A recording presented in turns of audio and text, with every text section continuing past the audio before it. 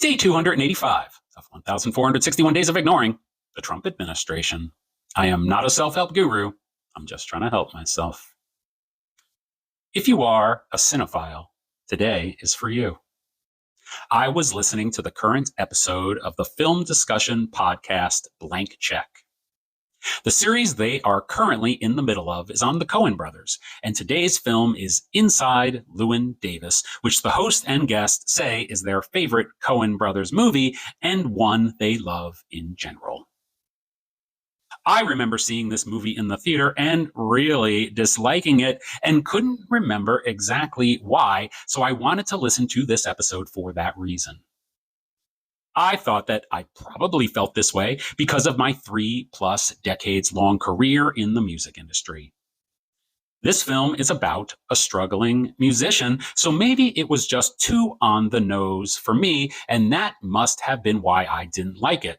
But as I was listening to the episode of Blank Check, as they began to discuss the entire film and the lead character in detail, I began to be reminded of why I didn't like it. Apparently, the lead character, Llewyn Davis, is a total asshole, and the depiction of this life is incredibly depressing. It took me right back. It wasn't being reminded of these two facts from listening to the episode of Blank Check that brought me back. It was literally a sense memory.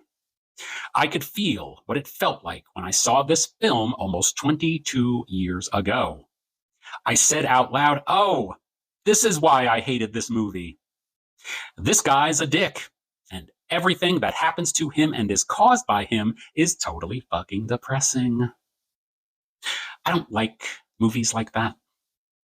I know that real life is like that, and in fact, I think I know that real life is like that too much because I have a feeling this movie reminded me too much of what it's like to be an asshole who is constantly mired in depressing episodes in his life. I don't need to be reminded of that in my entertainment. This is also why I am ignoring the leader of the Trump administration and the Trump administration. I have said it many, many times. My main gripe is with the guy, which goes back decades, just like my gripe with this film. The main character is a dick, and I don't need reminders of what that feels like. Some of my favorite movies are Caddyshack, Animal House, and The Blues Brothers. I appreciate when life is presented with absurd interpretations. Continue to ignore the Trump administration.